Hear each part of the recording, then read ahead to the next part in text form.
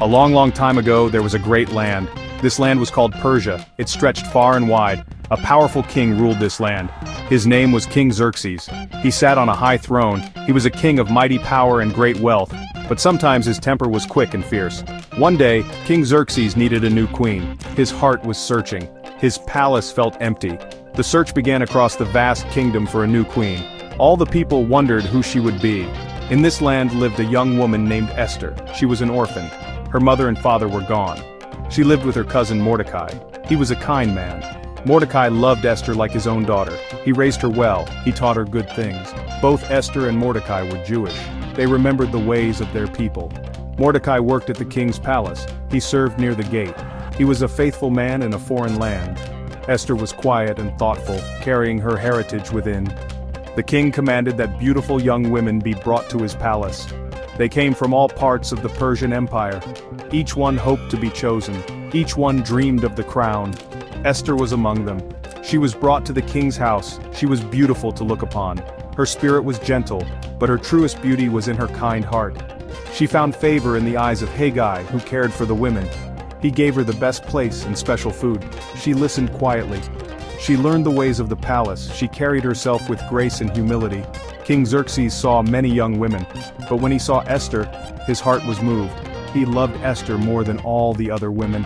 She obtained grace and favor in his sight, so he set the royal crown upon her head. He made her queen instead of Vashti. The king gave a great feast for Esther. It was a joyful time. But Esther did not reveal her people or her family. Mordecai had told her not to tell anyone she was Jewish. She listened to Mordecai as she always had. In the king's court, there was a man of high rank. His name was Haman. He was an Agagite. King Xerxes promoted Haman. He set his seat above all the princes. Haman became very powerful. He was second only to the king. He was also a very proud man. His heart was full of himself. He loved power. He loved to be honored.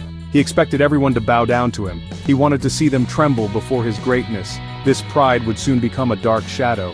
His thirst for honor knew no bounds. Mordecai, who sat at the king's gate, saw Haman pass by each day. All the king's servants at the gate bowed to Haman. They showed him great respect as the king commanded.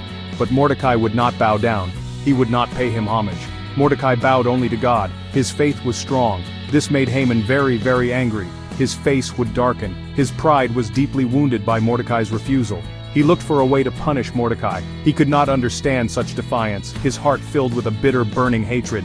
Haman's anger grew beyond just one man. It became a terrible, consuming fire inside him. He thought it was not enough to punish only Mordecai. He wanted to hurt all of Mordecai's people. He learned that Mordecai was a Jew. So, Haman made a wicked and cruel plan. He decided to destroy all the Jewish people. Men, women, and children throughout the whole kingdom of Persia. He saw them as different. He slandered them as disloyal. This evil thought took root in his dark heart. So Haman went to King Xerxes with his twisted words. He spoke with a smooth tongue, hiding his hatred. He told lies about the Jewish people. He said, "There is a certain people scattered among the peoples. Their laws are different from all other peoples. They do not keep the king's laws." He said it was not in the king's interest to let them live. He tricked the king. He poisoned his mind. King Xerxes believed Haman. He gave Haman his ring. A law was written. It was sealed with the king's ring. It ordered all Jews to be killed on a single day, a day of darkness. When Mordecai learned about this terrible new law, his heart broke. A deep sorrow fell upon him. It was a heavy weight. He tore his clothes, a sign of his great grief. He put on sackcloth and ashes. He walked through the city. He cried out with a loud and bitter cry. The news spread quickly among the Jewish people. There was great mourning everywhere, fasting, weeping, and wailing. Mordecai sent a message to Queen Esther. He had to tell her. She needed to know the danger. He sent her a copy of the wicked decree. Mordecai urged Queen Esther. He pleaded with her. He told her about Haman's evil plan against her people. He said she must go to the king. She must beg for mercy. She had to speak for her own people. Their lives depended on it. Esther sent a message back. She reminded Mordecai of the law.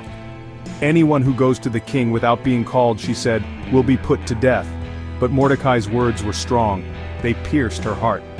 "Do not think you will escape in the king's palace," he warned. "Perhaps you have come to royal dignity for just such a time as this." He believed God had a purpose for her, a destiny to fulfill. Esther felt a great fear rise within her. The king's law was clear.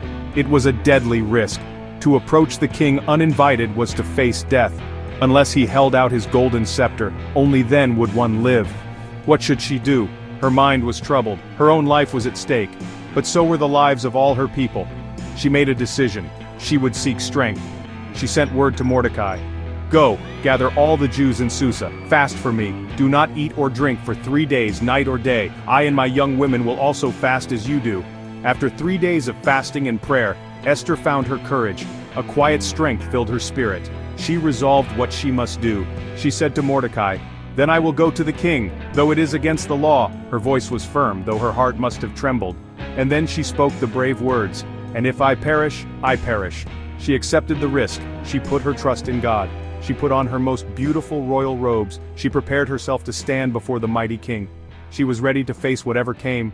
Her people's survival rested upon her shoulders. On the third day, Esther went to the inner court of the king's palace. She stood where the king could see her. King Xerxes was sitting on his royal throne.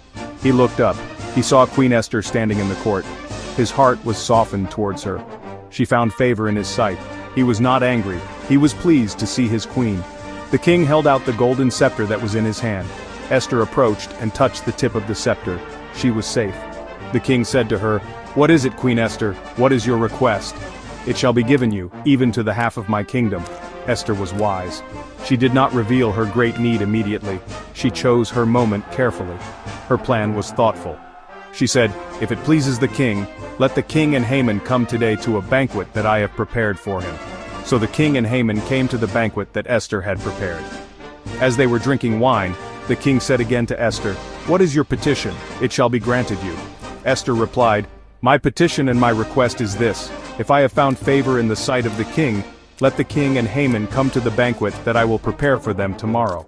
At the second banquet, the wine flowed again. The king once more asked Esther, "What is your petition, Queen Esther?" "It shall be granted you. What is your request?" "Even to half the kingdom." This time Esther spoke with all her courage. Her voice was clear. "If I have found favor in your sight, O king," she began, "and if it pleases the king, let my life be granted me as my petition, and my people as my request.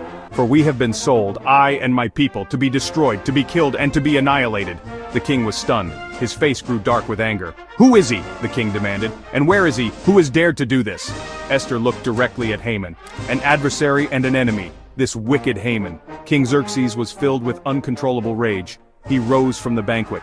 Haman was terrified. He saw that he was doomed. The king ordered Haman to be punished for his evil plot. The gallows Haman had built for Mordecai became his own end. The terrible decree against the Jewish people was reversed. King Xerxes issued a new decree. It was written and sealed.